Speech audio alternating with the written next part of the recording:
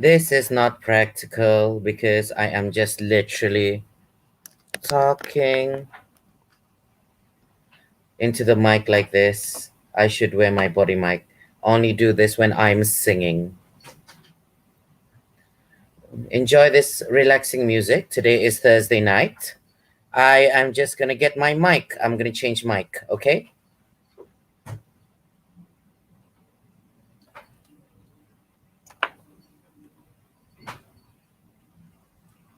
Tak boleh. Mic tu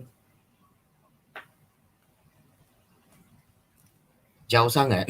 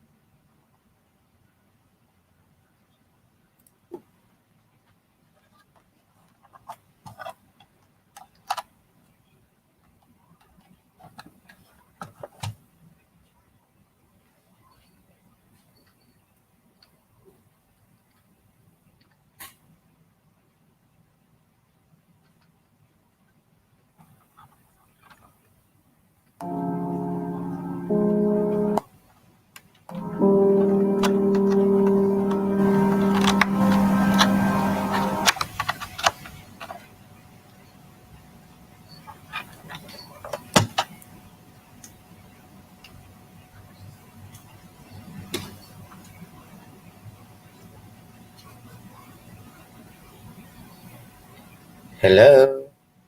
Can you guys hear me? Okay, I'm gonna try to start my cam.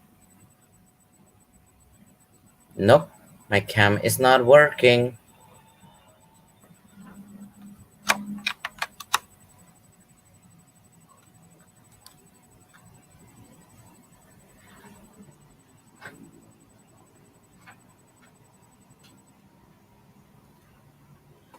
And I'm back. Hello. Hi, Charai. Today is Thursday night. I am gonna be. Oh, the music is a bit loud. So today is Thursday night. I'm gonna try to make a nice content in which I will be reading from one of my books that I've read before. Very interesting story. And let me try to share.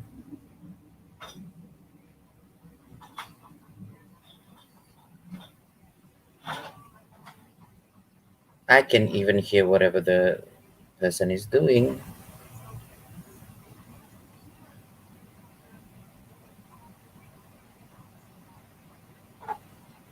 And I don't know whether my live is still there.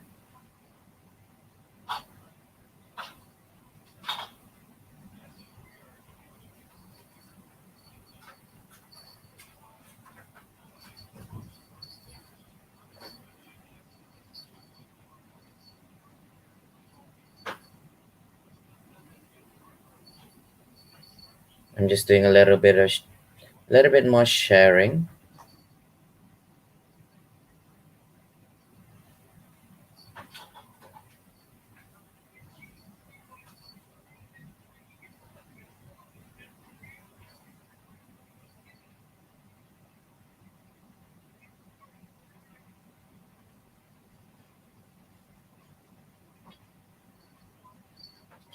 Okay, I am back on the oh, actually, I'm just back normally. Um, my brand, my banners. Where's my normal banners?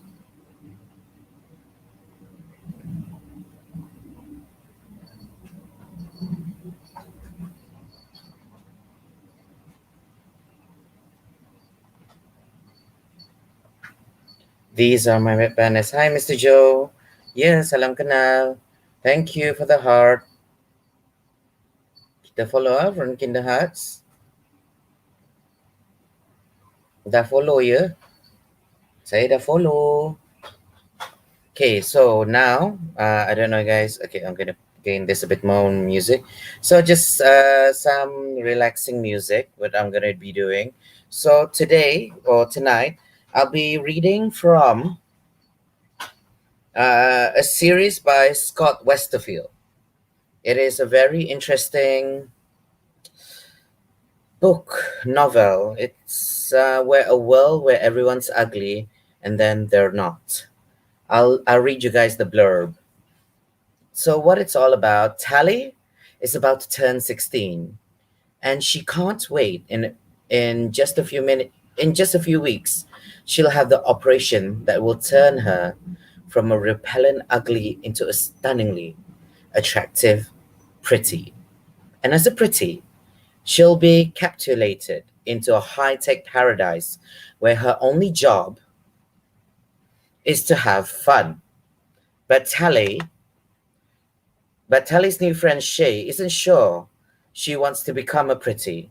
When Shaw runs away, Tally learns about a whole new side of the pretty world, and it isn't very pretty. The authorities of Tally a choice: find her friend and turn her in, or never turn pretty at all. And Tally's choice will change her world forever. So the series, there is four books. I'll be starting with Uglies. Yes, yeah. Uglies. Yeah. Uglies. Scott Westerfield Uglies. All right.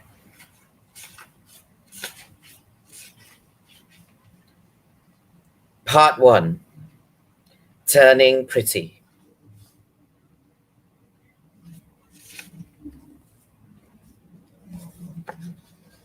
New Pretty Town. The early summer sky was the color of cat vomit. Of course, Tally thought you'd have to feed your cat only salmon flavored cat food for a while to get the pinks right. The scudding clouds did look a bit fishy, rippled into scales by a high altitude wind. I think the people on Facebook, I'm just going to share my screen so you guys can enjoy the music as well as my reading. Yeah?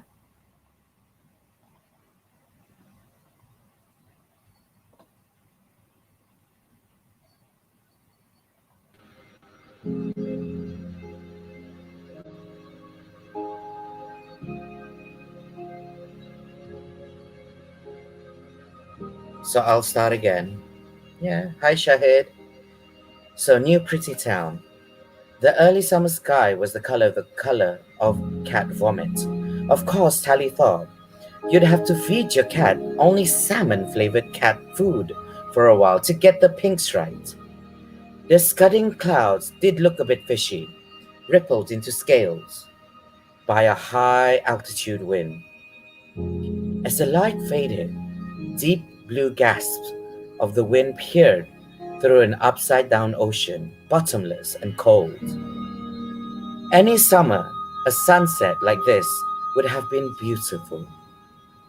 But nothing had been beautiful since nothing had been beautiful since Paris turned pretty. Losing your best friend sucks, even if it's only for 3 months and 2 days. Tally Youngblood was waiting for darkness. She could see New Pretty Town through her open window. The party tower were already lit up, and snakes of burning torches marked flickering pathways through the pleasure gardens. A few hot air balloons pulled at their tethers against the darkening pink sky, their passengers shooting safety fireworks at other balloons and passing parasailers. Laughter and music skipped across the water like rocks thrown with just the right spin. their edges just as sharp against Tally's nerves. Around the outskirts of the city, cut off from town by the black oval of the river, everything was in darkness. Everyone ugly was in bed by now. Tally took off her interface ring and said, "Good night." "Sweet dreams, Tally," said the room. She chewed up a toothbrush pill, punched her pillows, and shoved an old portable heater, one that produced about as much warmth as a sleeping, Tally-sized human being under the covers. Then she crawled out the window.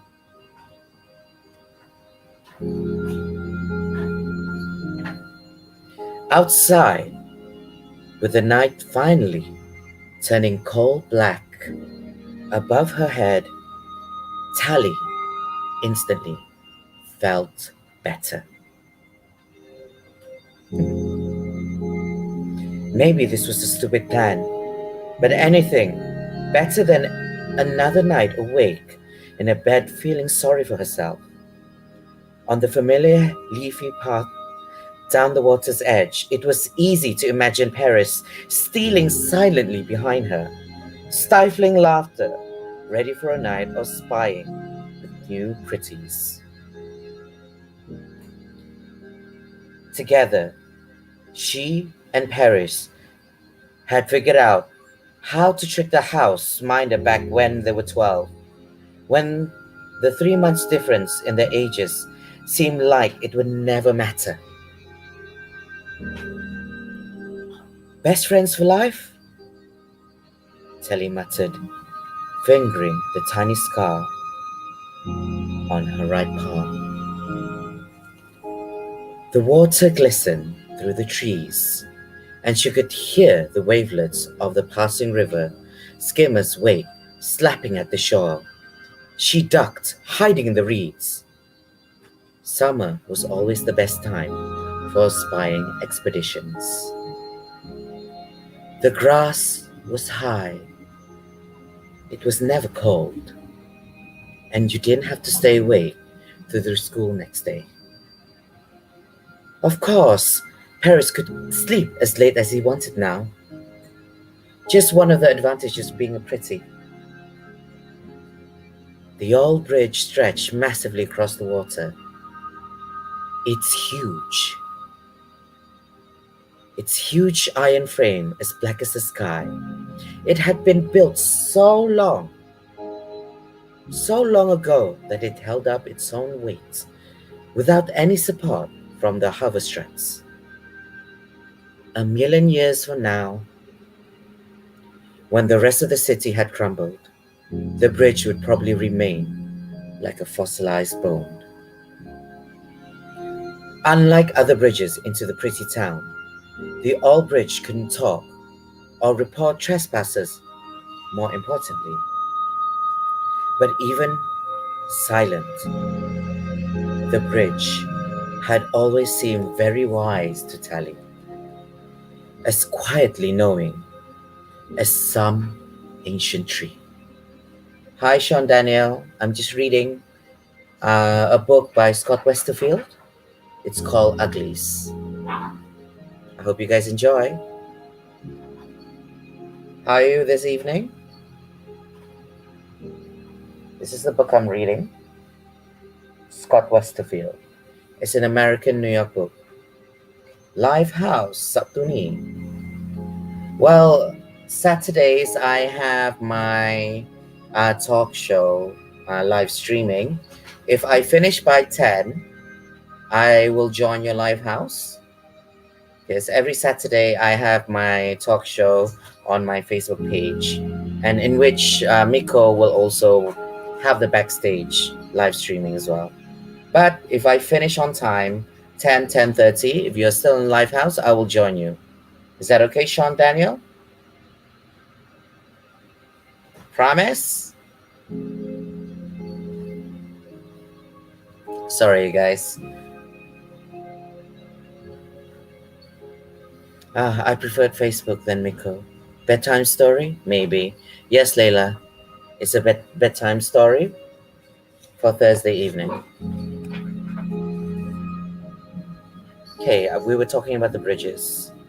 As quietly knowing as some ancient tree, that's where I was. Her eyes were fully adjusted to the darkness now, and it took only seconds to find the fishing line tied to its usual rock. She yanked it and heard the splash of the rope tumbling from where it had been hidden among the bridge supports. She kept pulling until the invisible fishing line turned into wet, knotted cord.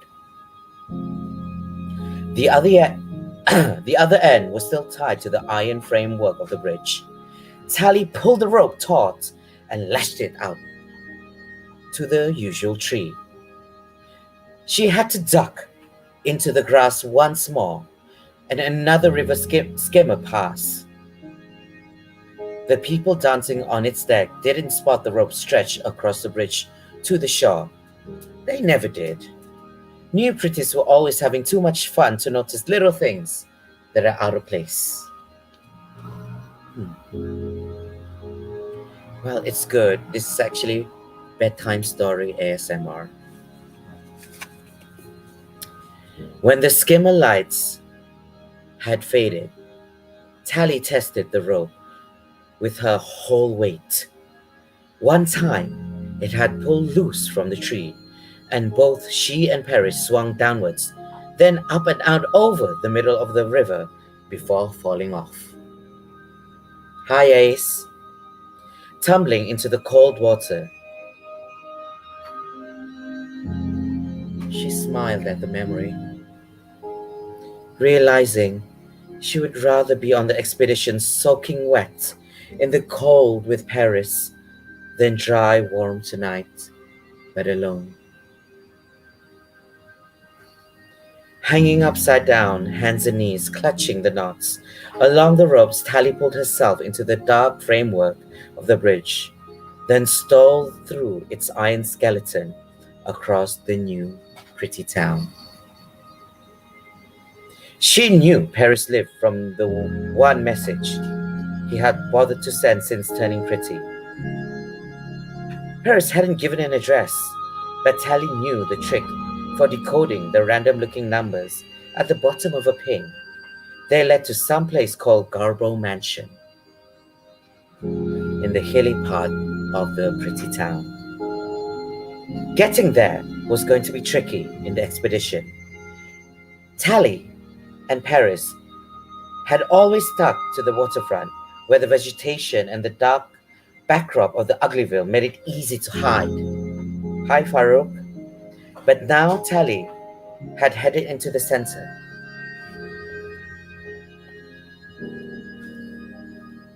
But now Tally had headed into the center of the island, where floats and revelers populated the bright streets all night.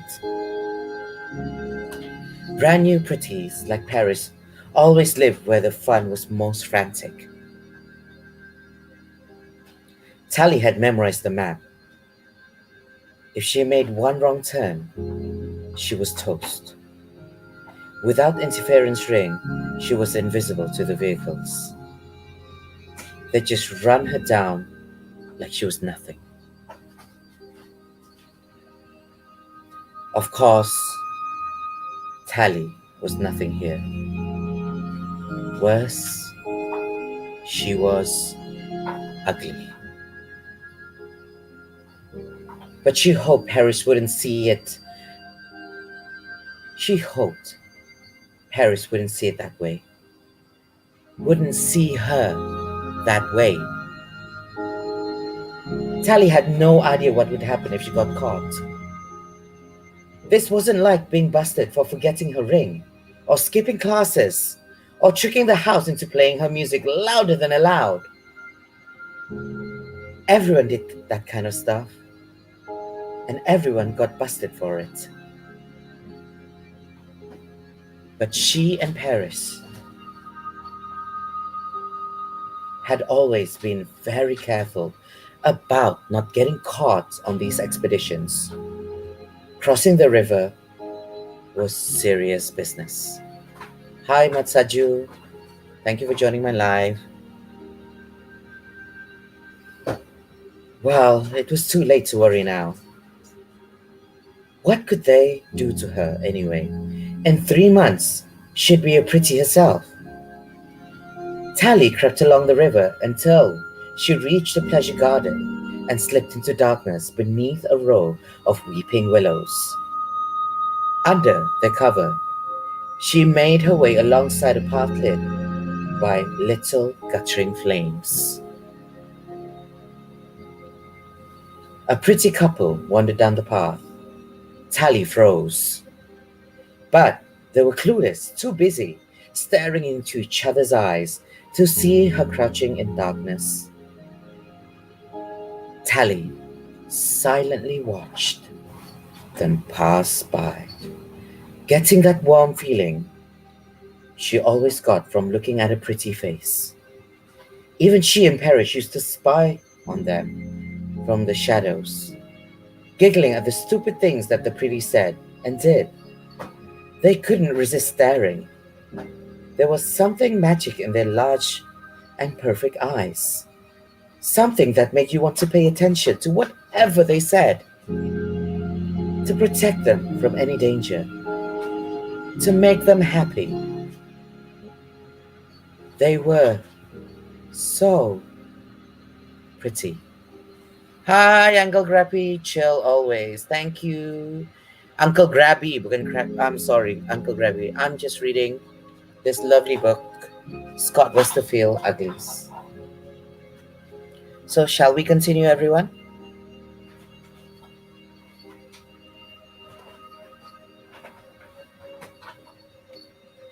The two disappeared around the bend, and Tally shook her head to clear the mushy thoughts away. She wasn't here to gawk. She was an infil. I can't pronounce the word. She was an infiltrator. I can't pronounce this word. I'm sorry. Infiltrator. She was an infiltrator.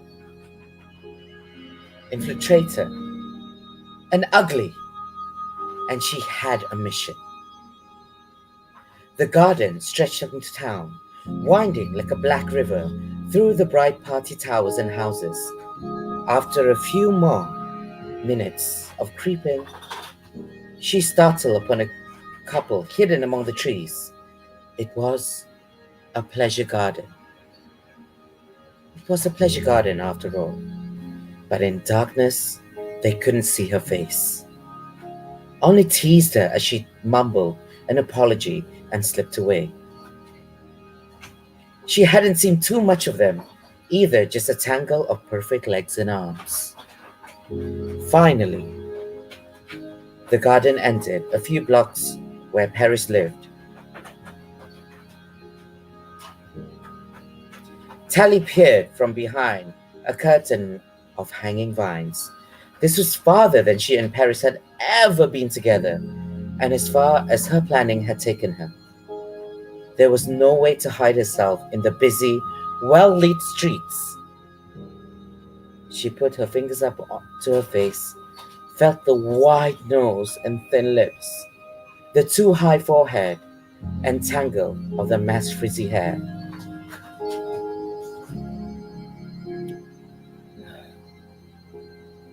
One step out of the underbrush, and she'd be spotted. Her face seemed to burn as the light touched it. What was she doing here? She could be back in darkness of Uglyville, awaiting her turn. Hi, I'm reading. I'm reading. Isa, why you guys want to go up? Orang cakap nak naik ke? Wow, thank you very much for my gold diamond. Love you. Appreciate it. Really love you.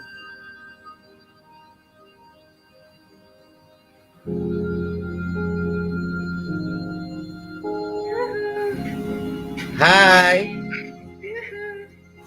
Yahoo! I don't dress up properly. Somehow we're going to eat actually.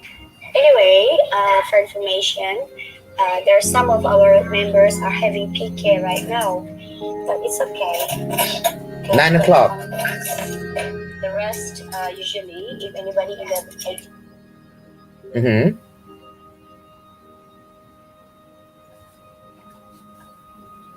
So what time is normally PK?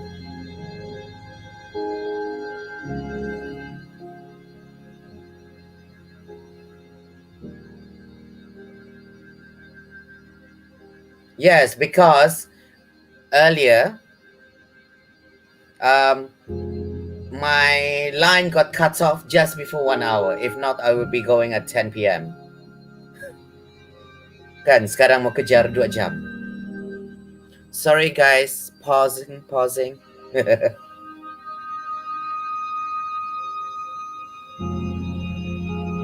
I just, yes, I had Hainanese chicken rice. No, not today, tomorrow.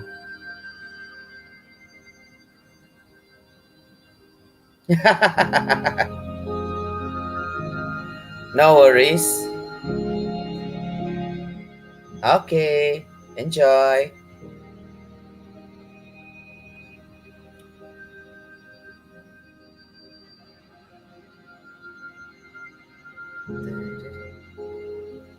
How do I do that?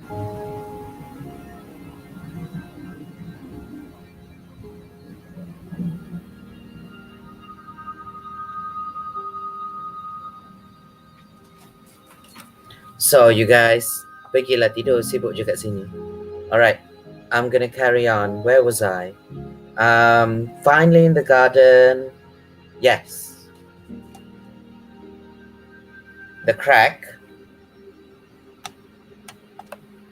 Oh, sorry, wrong button. Is it? What about now? Sekarang? What about now?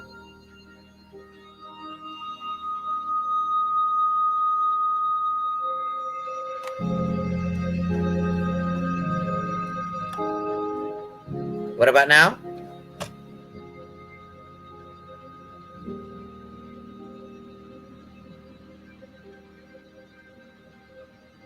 Is it gone now? Yeah?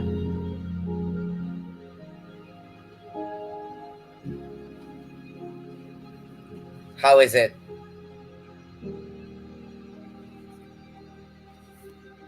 What about now? Is it still there? What?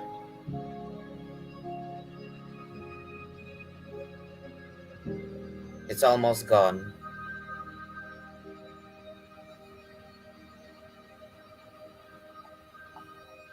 What about, yeah.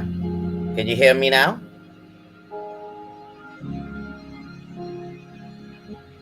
Okay. So now we're reading a bedtime story.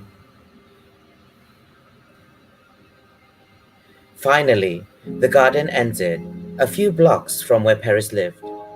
Tally peered from behind the curtain of hanging vines. This was farther than she and Paris had ever been together, and as far as her planning had taken her. There was nowhere to hide herself. In a busy, well-lit street, she put her finger up to her face, felt the wide-nosed thin lips, the too high forehead, the tangled mass frizzy hair. One step out of the underbrush should be spotted. Her face seemed to burn as the light touched it. What was she doing here? She should be back in the darkness of Uglyville, awaiting her turn. But she had to see Paris. Had to talk to him. She wasn't quite sure why exactly, except that she was sick of imagining 1,000 conversations with him every night before she fall asleep. They'd spent every day together since they were littlies, and now nothing. Maybe they could just talk for a few minutes. Her brain would stop talking to imaginary Paris. 3 minutes might be enough to hold her for 3 months. Tally looked up, down the street, checking the side yards, slink through, dark doorways to hide in. Yeah,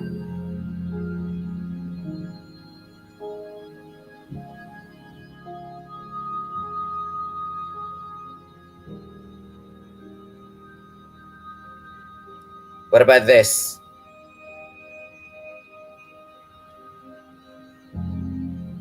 This is because I have to talk like this if I have to use this mic.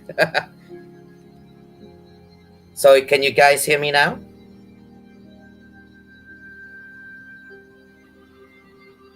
Wait, hold on. Why don't I reduce the music sound? What about this music level?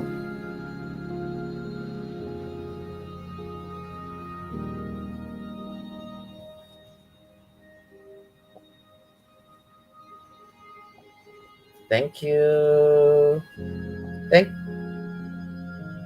Hi, Ify. I already follow her. Yes, I follow everyone. Thank you very much. I'm just reading. I'm sorry, I did not know you guys had PK. Um, uh, because I'm trying to catch up my 2 hours before 12 tonight. uh, yes.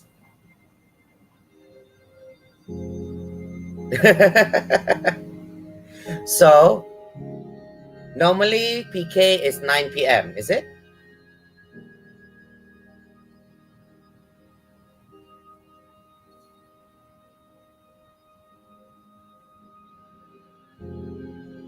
No problem. Thank you. I just picked preset sticker.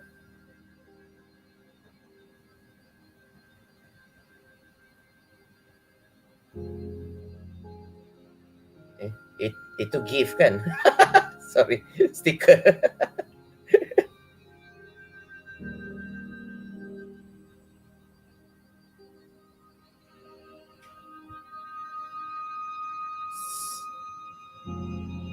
Yeah. I see sing a song or sunshine or love you.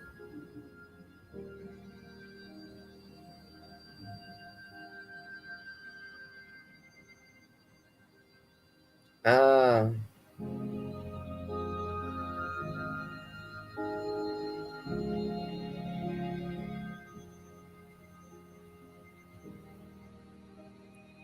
Uglies by Scott Westerfield.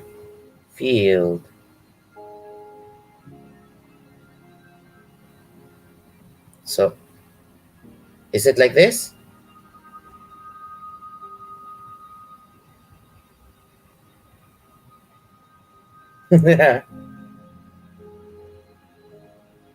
Thank you.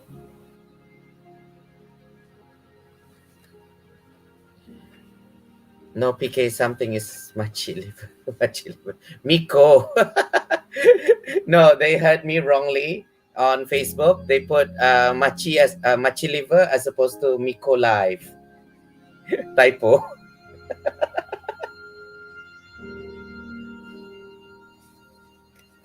All right. So for my audiences, I'll just continue.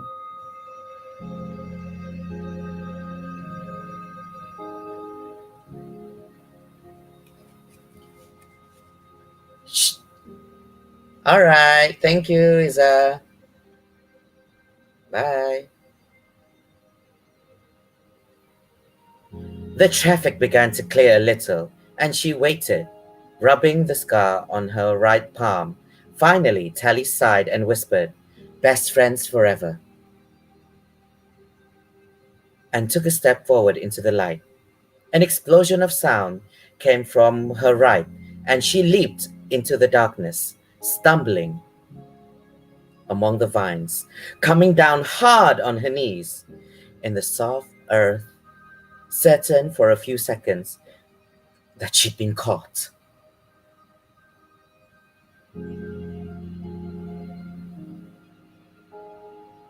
Thank you.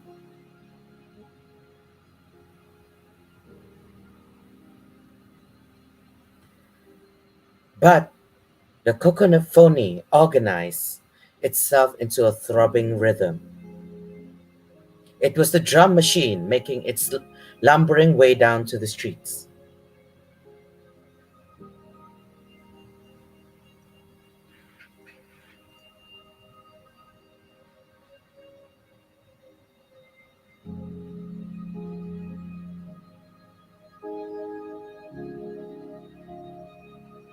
Okay, thank you. Is that for the sticker? Or is that for the comments?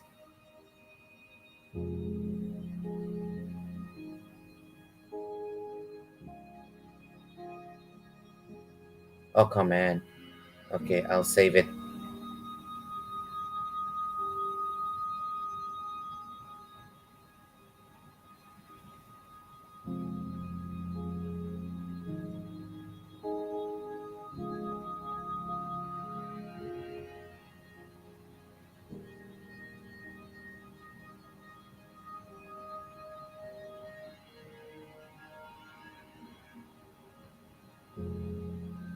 I'm back, you guys. Oh no, that's annoying. I lost my life.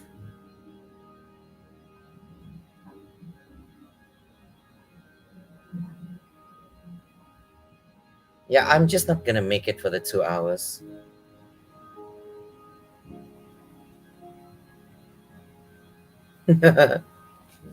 Sorry, guys, Facebook. I'm just gonna fix my Miko.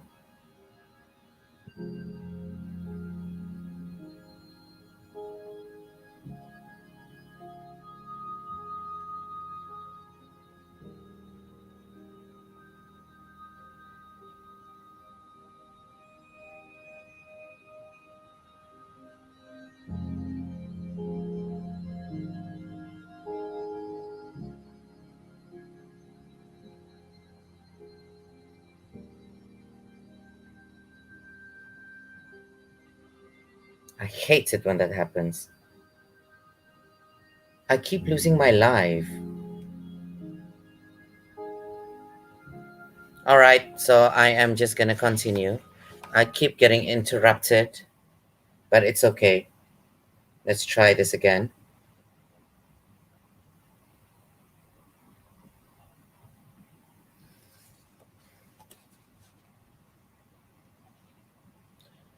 It was a drum machine making its lumbering way down the street.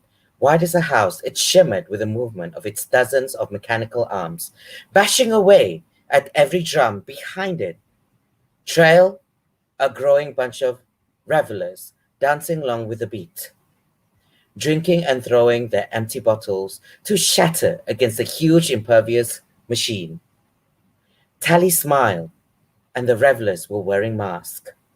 The machine was lobbing the mask out of the back, trying to coax small followers into impromptu parade. Devil faces and horrible clowns, green monsters and gray aliens with big oval eyes, cats and dogs and cows, faces with crooked smiles or huge noses. The procession passed slowly, and Tally pulled herself back into the vegetation. A few of the revelers passed close enough that this sickly sweetness from their bottles filled their nose. A minute later, when the machine had trundled half a block farther, Tally jumped out and snatched up the discarded mask from the street. The plastic was soft in her hands, still warm from having been stamped into shape inside the machine a few seconds before.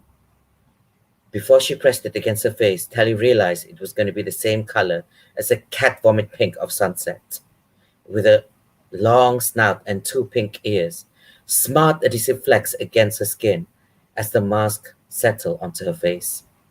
Tally pushed her way through the drunken dancers, out to the other sides of Precision, and ran down the streets towards our Garborough mansion, wearing the face of a pig. End of chapter 1. I'm just gonna get a drink and water. Yes, cat vomit pink. That's how the writer.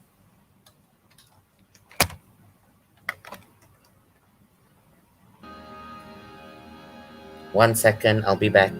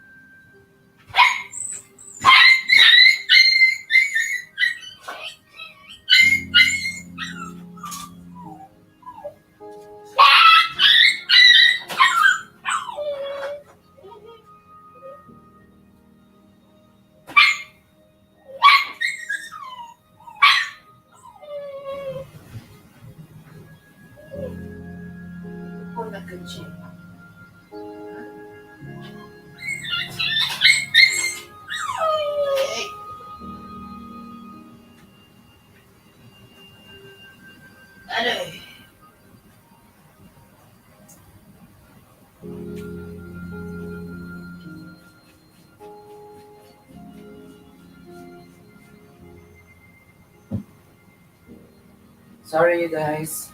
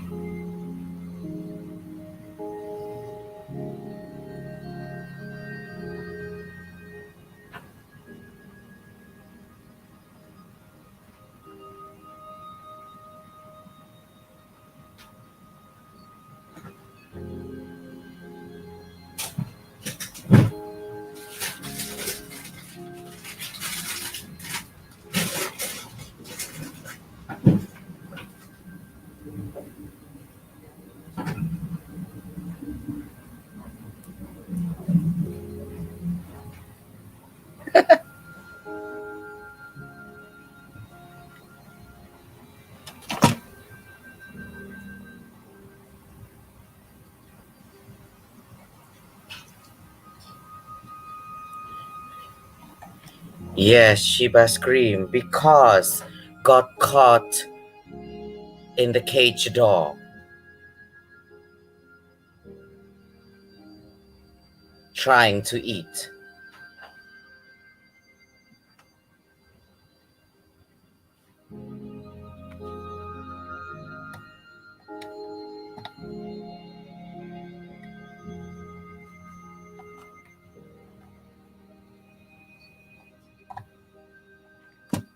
Test 1, 2. Nope.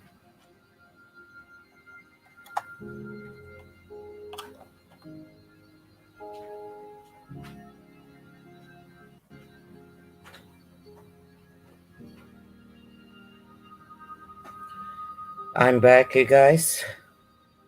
Hello.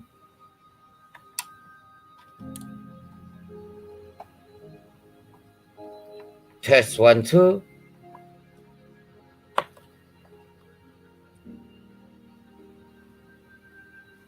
Okay.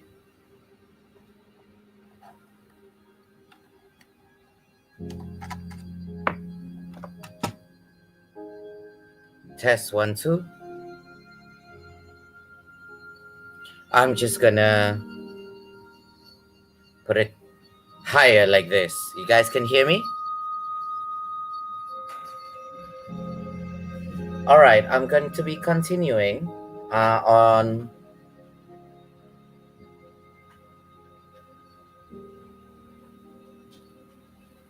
this.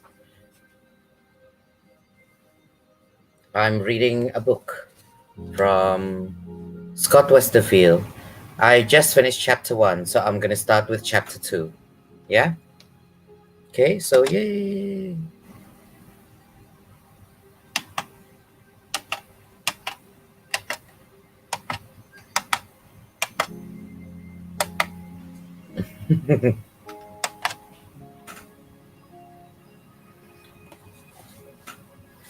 All right, chapter two, Best Friends Forever. Garbo Mansion was fat, bright, and loud. It filled the space between a pair of party towers, a squat teapot between the two slender glasses of champagne. Each of the tower rested on a single column, no wider than an elevator. Higher up, they swelled 5 stories of circular balconies, crowded with the new pretties. Tally climbed the hill towards the trio buildings, trying to take in the view through the eye holes of her mask. Someone jumped or was thrown from one of the towers, screaming and flailing his arms. Tally gulped, forcing herself to watch all the way down until the guy was caught by his jumpy jacket a few seconds before splatting on the ground.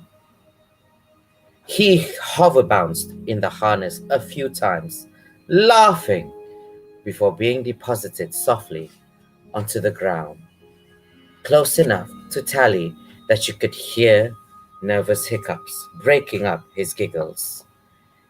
He'd been as scared as Tally. She shivered.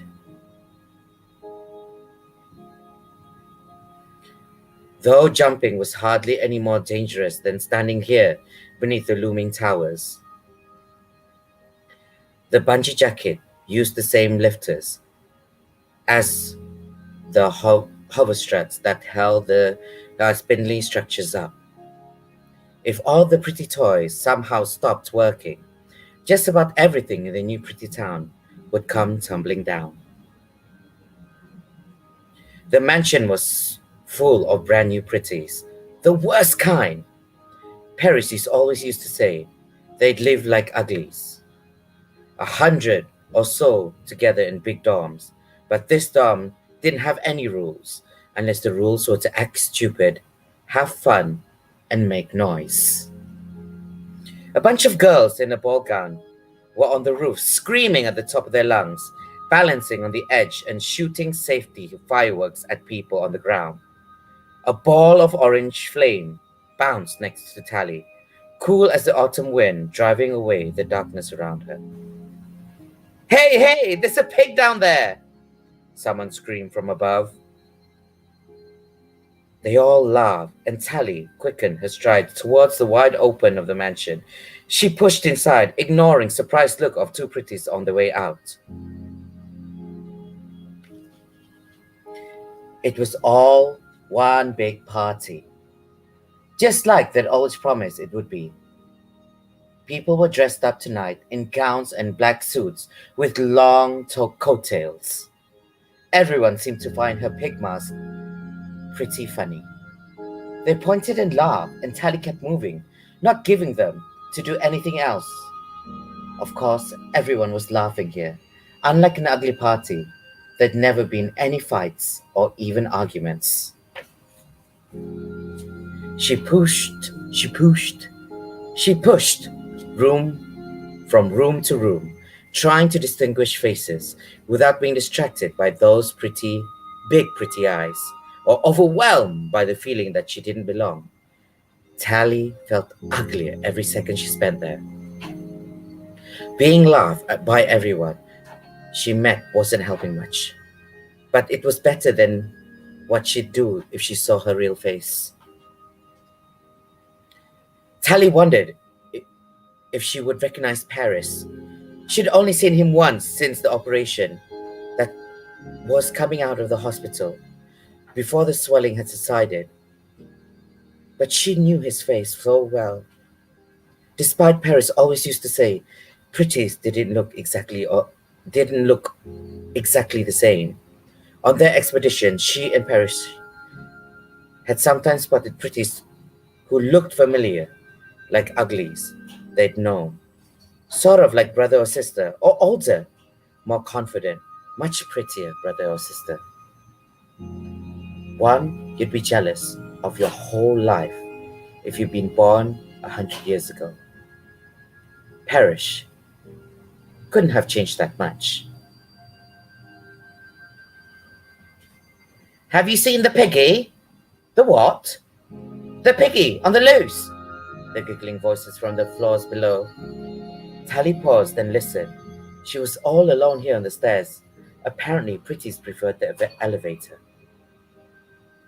How dare she come to our party dressed like a piggy?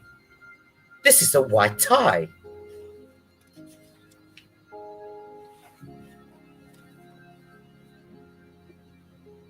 She got the wrong party. She's got no manners looking that way. Tally swallowed. The mask wasn't much better than her own face. The joke was wearing thin. Sekejap. Makan oren. Just to get a little bit of energy. I was almost 1 hour again to Miko. Then I lost connection, which is so annoying. And I have to start all over again. I'm in Miko. I'm already on 15 minutes. So I have another 45 minutes for 1 hour. And then another 1 hour. The story is depressing in the beginning. It has a good reason and meaning behind it. It does get better. And you just realize how superficial life is when you read about this story. I picked this story because it's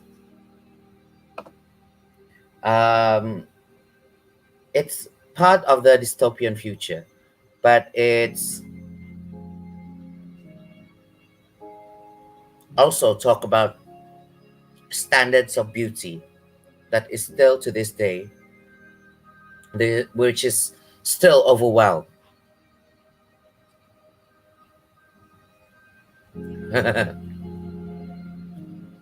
Hold on, I'm eating orange. Mm.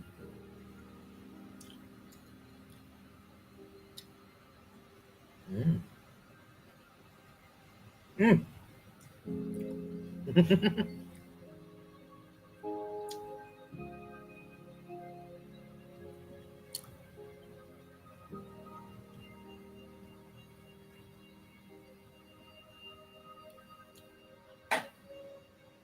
So this story, Uglies, explores about the standard of beauty.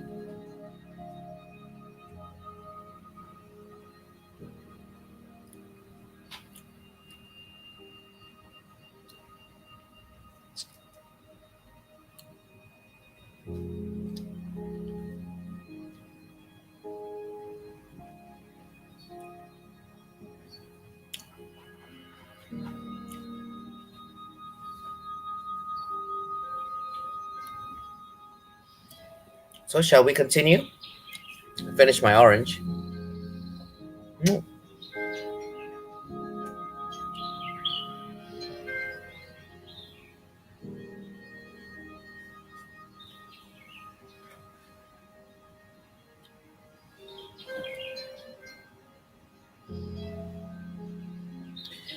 She bounded up the stairs, leaving the voices behind.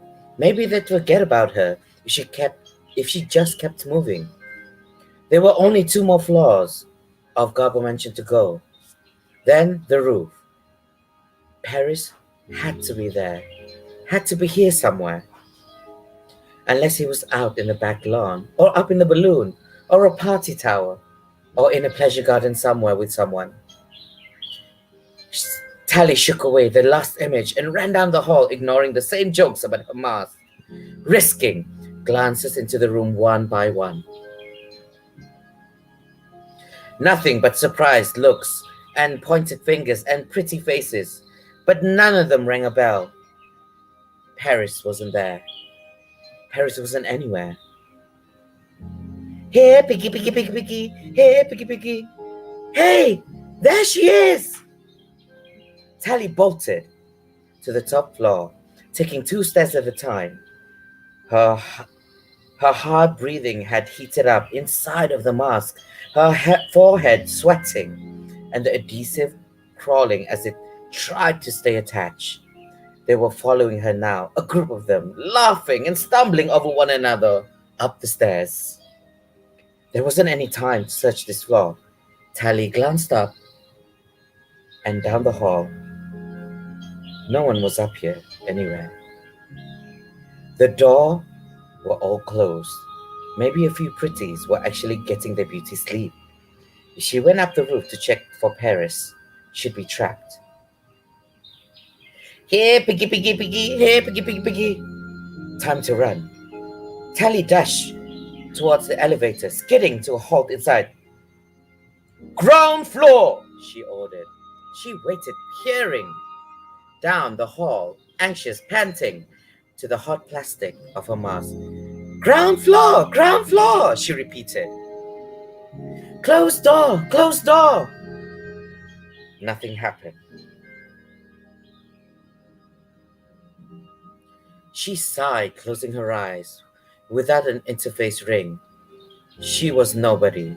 The elevator wouldn't listen. Tally knew how to trick an elevator, but it took time and a penknife. She had neither.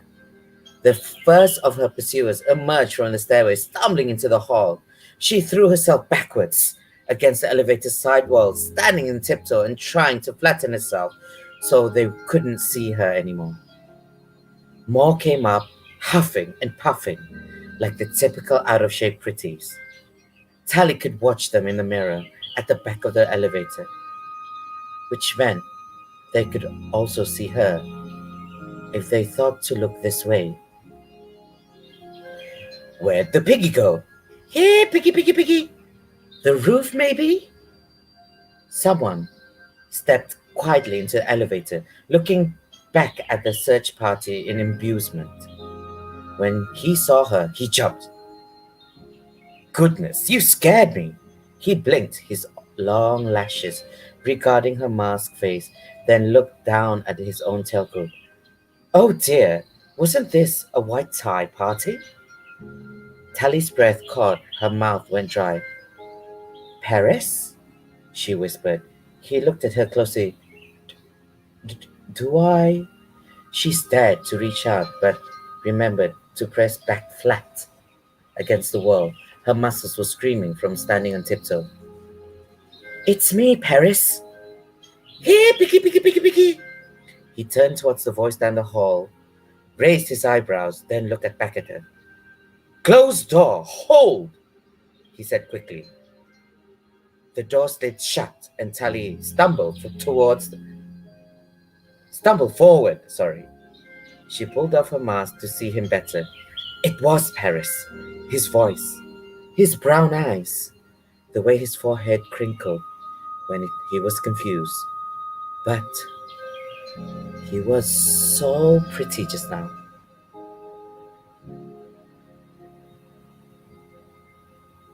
At school, they explained how it affected you.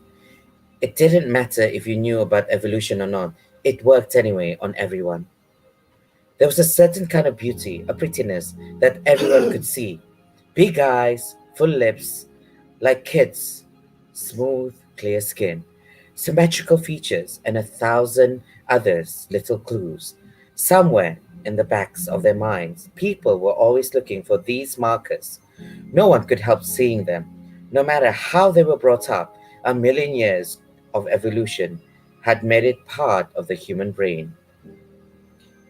The big eyes and lips said, I'm young and vulnerable. I can't hurt you, and you want to protect me. And the rest said, I'm healthy. I won't make you sick. And no matter how you felt about a pretty, there was a part of you that thought, If we had kids, they'd be healthy too.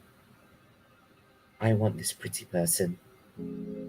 I really want this pretty person. It was biology, they said at school. Like your heart beating, you couldn't help believe at all these things. Not when you saw a face like this, a pretty face. A face like Perry's. It, it's me, Tally said. Paris took a step back, his eyebrows rising, looked towards her clothes. Tally realized she was wearing her baggy black expedition outfit, muddy from crawling up the rope and through the gardens from falling among the vines. Perry's suit was a deep black velvet, his shirt, vest, and tie all glowing white. She pulled away. Oh, sorry, I won't get you. I won't get you muddy.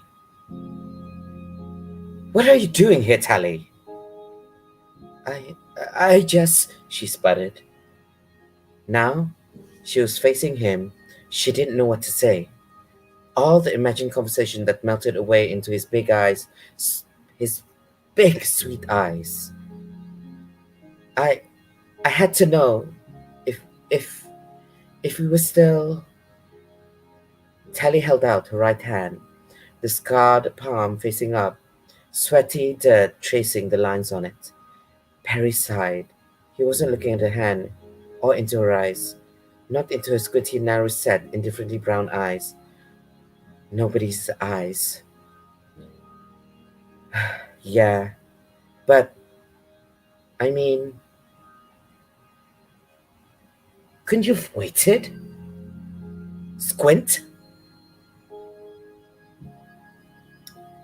Her ugly nickname sounded strange coming from her pretty. Of course, it would be even weirder for him to call nose, as she used to be about 100 times a day. She swallowed. Why didn't you write me? I, I tried, but it felt bogus. I'm so different now. But, but we're... Take a look, Tally. He held her his own hand. The skin of his palm was smooth and unblemished. It was a hand that said, I don't have to work hard. I don't have to work very hard, and I'm too clever to have accidents. The scar that they made together was gone. They took it away. Of course they did, Squint. All my skin is new. Tally blinked. She hadn't thought of that. He shook his head. You're such a, you're such a kid. You're such a kid still. Elevator requested, said elevator up. Up or down? Tally jumped at the machine voice. Hold, please, Perry said calmly. Tally swallowed and closed her hand into a fist. But, but they didn't change your blood. We shared that no matter what. Paris finally looked directly at her face, not flinching as she had feared he would. He smiled beautifully. No, they didn't. New skin, big deal. In 3 months, we can all laugh about this unless. Unless what? She looked up into his big brown eyes, so full of concern. Just promise me you won't do any more stupid tricks. Like coming here, something that will get you into trouble. I want to see you pretty. Of course. So, promise me. Paris was only 3 months older than Tally, but dropping her eyes on the floor, she felt a little again. All right, I promise. Nothing stupid. They won't catch me tonight either. Okay, get your mask and his voice trailed off. She turned her gaze to where it had fallen, discarded. The plastic mass had recycled itself, turning into pink dust, which carpet the elevator was already filtering away. The two stared at each other in silence. Elevator requested, the machine insisted. Up or down? Paris, I promise they won't catch me. No pretty can run as fast as me. Just take me down to the. Paris shook up. Up, please, roof. The elevator moved. Up? Paris, how am I going to. Straight out of the door, in a big rag bungee jacket. There's a whole bunch in the case fire. You mean jump? Tally swallowed. Her stomach did a backflip and the elevator came to a halt. Paris shrugged. I do it all the time, Squint. He winked. You'll love it. His expression made his pretty face glow even more, and Tally leaped forward to wrap her arms around her. He still felt the same at least, maybe a bit taller and thinner, but he was warm and solid, and still Paris. Tally! She stumbled back as the door towards. She felt mud all over his white dress. Oh no! Oh no! I'm sorry. Just go. His distress just made Tally want to hug him again. She wanted to stay to clean up Paris up, to make sure he looked perfect for the party. She reached and said, I go!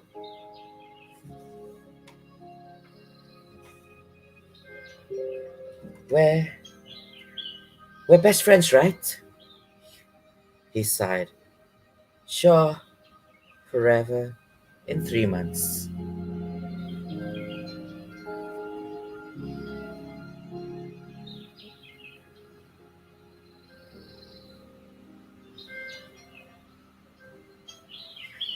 She turned and ran, the doors closing behind her. At first, no one noticed her on the roof. They were all looking down. It was dark except for occasional flare for safety sparkler. Telly found the rack of bungee jacket and pulled at one. It was clipped to the rack. Her fingers fumbled, looking for the calps, claps. She wished she had her her interface ring to give her instruction. Then she saw the button. Press in case of fire. Oh crap, she said. Her shadow jumped to jitter. Two pretties were coming towards her. Who's that? What's she wearing? Hey you, this party is white tie. Look at her face. Oh crap, Tally repeated and pressed the button. An ear-shattering silence split in the air. The bungee jacket seemed to jump from the rack into her hand. She slid into the harness, turning into the face of two pretties. She leaped back as she transformed into a werewolf.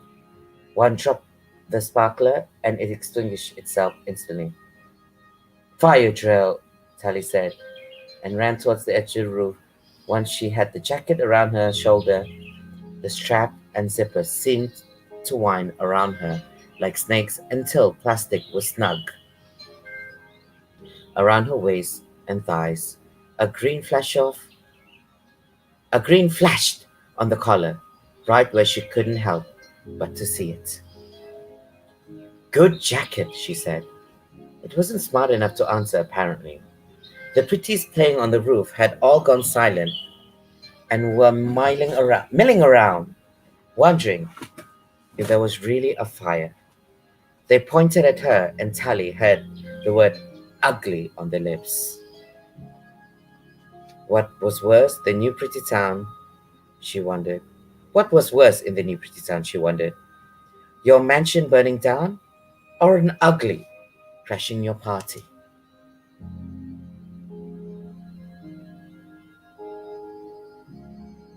Tally reached to the edge of the roof, vaulted up into the rail, and teetered for a moment. Below her, pretties were starting to spill out of Garbo Mansion onto the lawn, down to the hill. They were looking back up, searching for the smoke or flames. All they saw was her.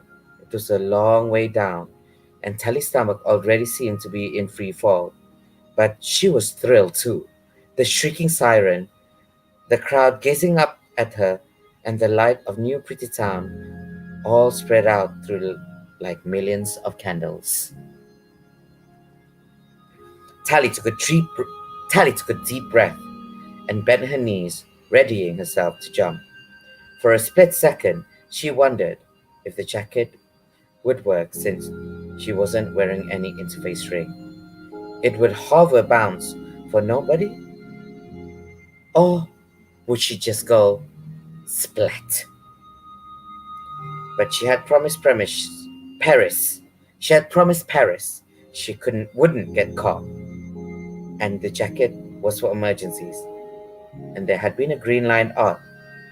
Heads up! Heads up! Sally shouted and jumped. Wow. Even I'm quite sleepy.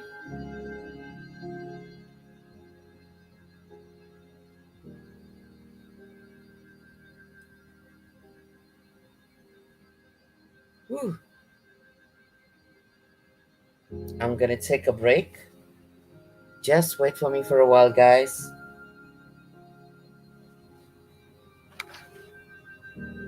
Be right back.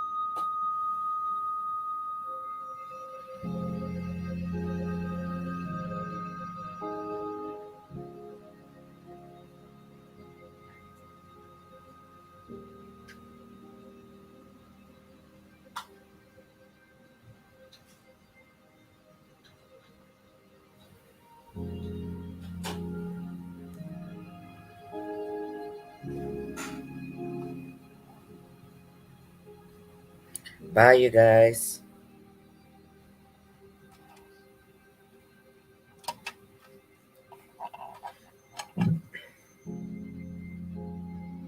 Excuse me. Thank you for joining me.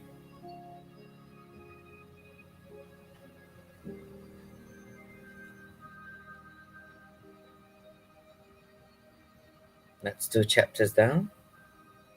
We'll just go for one more chapter and we're done for today.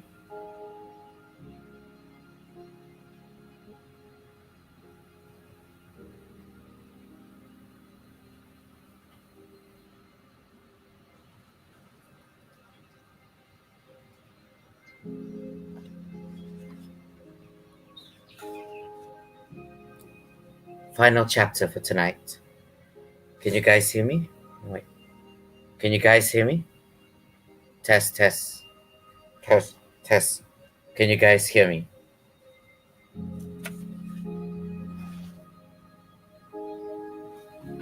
I'm not sure if you guys can hear me. Can you guys hear me now? Test, test, test. Test.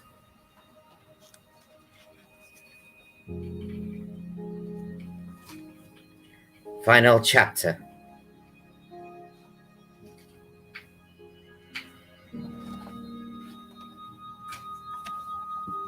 This chapter is called Shade. It's called Shade. Shay, Shay. It's called Shay. Why, wise men say.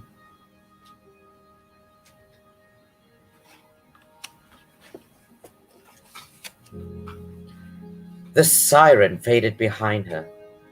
It seemed like forever, or only seconds, that Tally felt the gasping faces below becoming larger and larger.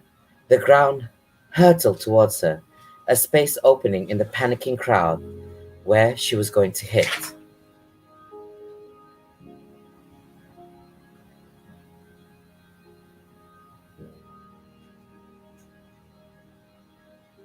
I lost my place. Towards her, panicking, going to hit. For a few moments, it was like she was a flying dream, silent and wonderful.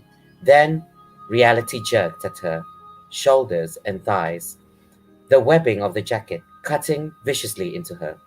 She was taller than pretty standard. She knew the jacket probably wasn't expecting this much weight. Tally somersaulted in the air, turning head first for a few terrifying moments, her face passing low enough to spot a discarded bottle cap in the grass. Then she found herself shooting upwards again, completing the circle so that the sky wheeled above her, then over downward again, more crowd parting in front. Perfect. She had pushed off hard enough that she was bouncing down the hill away from Garbo Mansion. The jacket was carrying her towards darkness and safety of the garden. Tally spun, head over heels twice more, and then the jacket lowered her to the grass. She pulled randomly at straps until the garment made a hissing sound of drop to the ground. Her dizziness took a moment to clear as she tried to sort up from the sky. Isn't she uh, uh, ugly? Someone asked from the edge of the crowd. The black shapes of the two firefighting hovercars zoomed past overhead, red lights flashing and the sirens piercing her eyes. Great idea, Paris, she muttered. A false alarm. She she would really be in trouble if they caught her now. She'd never have heard of anyone doing anything this bad. Tally ran toward the garden. Shay, Shay, Shay. The darkness below the willows was comforting. Down here, halfway to the river, Tally could barely tell there was a full-scale fire alert in the middle of town. But she could see that a search was underway.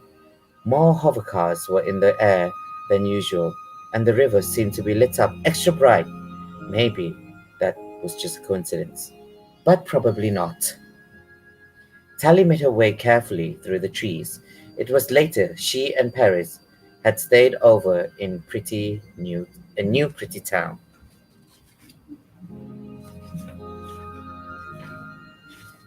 The pleasure garden were more crowded, especially the dark parts, and now the excitement of her escape had worn off. Tally was beginning to realize how stupid the whole idea had been. Of course, Paris didn't have Scar anymore.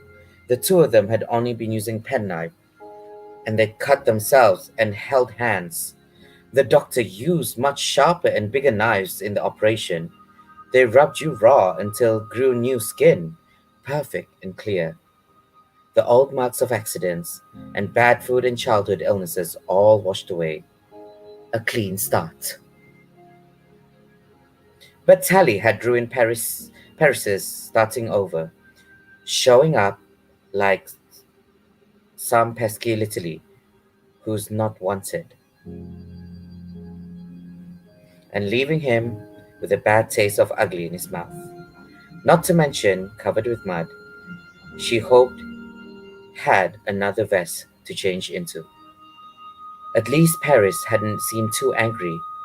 He'd said they'd be best friends again once she was a pretty. But the way he'd look at her face, maybe that was why they separate uglies from pretties. It must be horrible to see an ugly face. when you're surrounded by such beautiful people all the time? What if she ruined everything tonight, and Paris would always see her like this? Squinty eyes, frizzy hair. Even after the operation, a hover car passed overhead, and Tally ducked. She was probably going to get caught tonight and never be turned pretty at all. She deserved it for being so stupid. Tally reminded herself of her promise to Paris. She was not going to get caught. She had to become pretty for him. A light flashed in the corner of her vision. Tally crouched and peered through the hanging willow leaves. A safety warden was in the park. She was in the middle. She was a middle pretty, not a new one. In the fire, a handsome featured of a second operation were obvious. Broad shoulders and a firm jaw, a sharp nose and high cheekbones. The woman carried the same unquestionable authority as Tally teachers back in Uglyville. Tally swallowed. New pretties had their own wardens. There was only one reason why Middle Pretty would be in New Pretty Town. The warden were looking for someone. They were serious about finding him or her. Jing, jing, jing. The woman flashed a light at the couple on the bench, illuminating them for a split second. It took to confirm that they were pretty. The couple jumped, the warden chuckled and apologized. Tally could hear her low, sure voice and saw New Pretty's relax. Everything had to be okay if she said it was. Tally felt herself wanting to give up, to throw herself on the wise mercy of a guard warden. If she just explained, the warden would understand and fixed everything. Middle Pretties always knew what to do, but she had promised Paris. Tally pulled back into the darkness, trying to ignore the horrible feeling that she was a spy, a sneak for not surrendering to the woman's authority. She moved through the bush as fast as she could. Close to the river, Tally heard a noise in front of her. A dark form was outlined in the river lights before her. Not a couple, a lone figure in the dark. It had to be a warden, waiting for her in the brush.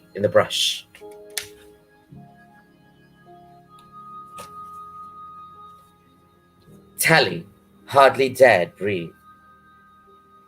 She had frozen in mid crawl. Her weight was all poised on one knee and muddy hand. The warden hadn't seen her yet. If Tally waited long enough, maybe the warden would move on. She waited motionless for endless minutes. The figure didn't budge. They must know the garden was the only dark way in and out of Pretty Town. Tally's arms started to shake, the muscles complaining about the staying frozen for so long. But she didn't dare to let her weight settle into the other arm. The snap of a single twig would give her away. She held herself still until all her muscles were screaming. Maybe the warden was just a trick of the light. Maybe this was all her imagination. Tally blinked, trying to make the figure disappear, but it was still there, clearly outlined by the rippling lights of the river. A twig popped out of the knee. Tally, aching muscle, had finally betrayed her, but the figure still didn't move. He or she must have heard. The warden was being kind, waiting for her to give herself up, letting her surrender. The teachers did that at school sometimes, made you realize that you couldn't escape until you confessed everything. Tally cleared her throat, a small pathetic sound. I'm sorry, she said. The figure let out. Oh, phew. Hey, that's okay. I must have scared you too. The girl leaned forward, grimacing, as she was only saw from remaining still for so long. Her face caught the light. She was ugly too. Her name was Shay. She had long dark hair, in pigtails, and her eyes were too wide apart. Her lips were full enough, but she was even skinnier than a new pretty. She'd come over to New Pretty Town on her own expedition and had been hiding here by the river for an hour. I've never seen anything like this, she whispered. The wardens, the hovercrafts everywhere. Tally cleared her throat. I think it was my fault. Shay looked dubious. How'd you manage that? Well, I was up in the middle of town at a party. You crashed the party? That's crazy, Shay said, then lowered her voice back to whisper. Crazy, but awesome. How'd you get in? I was wearing a mask. Wow, a pretty mask? Uh, More like a pig mask. It's a long story. She blinked.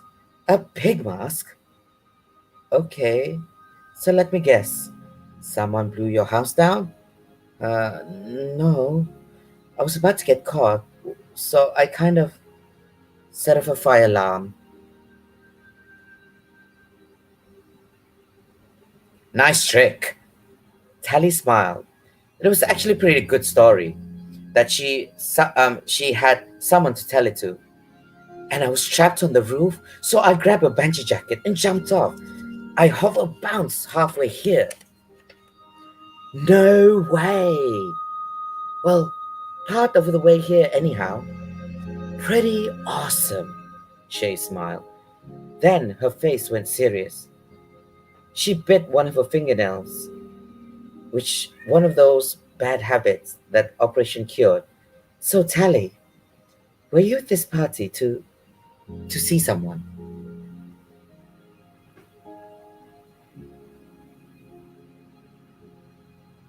It was Tally's turn to be impressed. How'd you figure that out? She sighed, looking down at her ragged nails. I've got friends too. Over here, I mean. They they were friends. Sometimes I spy on them. She looked up. I always I was always the youngest, you know. And now you're all alone. Shay nodded. It sounds like you did more than spy though. Yeah, I kinda said hello. Wow, that's crazy. Your boyfriend or something? Tally shook her head. Paris had gone with other girls, and Tally had dealt with it and tried to do the same. But their friendship had dealt with it and tried to do the same. But their friendship had always been the main thing in both their lives, not anymore, apparently. If he'd been my boyfriend, I don't think I could have done it, you know? I would have wanted him to see my face. But we're friends. I thought maybe. Yeah, yeah.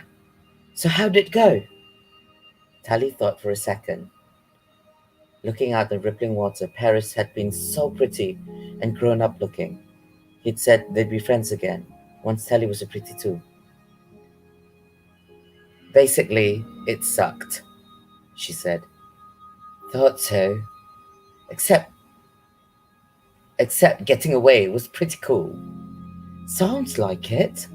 Tally heard a smile in Shay's voice. Very tricky. They were silent for a moment as a hover car went over. But you know, we haven't totally gotten away yet, Shay said. Next time you're going to pull a fire alarm, let me know ahead of time. Sorry about getting you trapped here. Shay looked at her and frowned. Not that. I just meant if I'm going to have to do a running away part, I might as well get in on the fun. Tally laughed softly. Okay, next time I'll let you know. Please do. Shay scanned the river. Looks a little clearer now. Where's your board? My what? Shay pulled a hoverboard from under the bush. You've got a good board, right? What you do? Swim here? No, Hey, wait! How'd you get a hoverboard to take you across the river? Anything that flew Mine is all over it. Shay laughed. That's the oldest trick in the book. I figured it out. I figured it out. I figured you'd know all about it. Tally shrugged. I don't board much. Well, this one will take us both. Wait, shh! Another hover car came into view, cruising down the river, just above the height of the bridges. Tally waited for a count of 10 after it passed before she spoke. I don't think it was a good idea, flying back. How'd you get over here? Follow me. Tally rose from the crouch onto their hands and knees and crawled a bit ahead. She looked back. Can you carry that thing? Sure. It doesn't weigh much. She snapped her fingers and hoverboard drifted upwards. Actually, it doesn't weigh anything, unless I tell it to. It's handy. That's handy. Shay started to crawl, the board bouncing along behind her, like a literally balloon. Tally couldn't see any string though. So where are you going? She asked. I know a bridge. But El Tattle. Not this one. It's an old friend. That was chapter 3. Chapter 3, everyone. So that's it for this evening. Thank you very much on the EMP Talent Skill on my Facebook. I hope you guys just enjoyed and thank you for accompanying me tonight for me to do my late night reading. You see, my eyes are heavy. Even I'm very sleepy. Yeah? So please take care, everyone. Stay safe. And that's it for me. We will join me again next week for me to read you another chapter from Uglies by Scott Westerfield. All right. Thank you very much. Everyone take care. Bye. Where am I? Bye.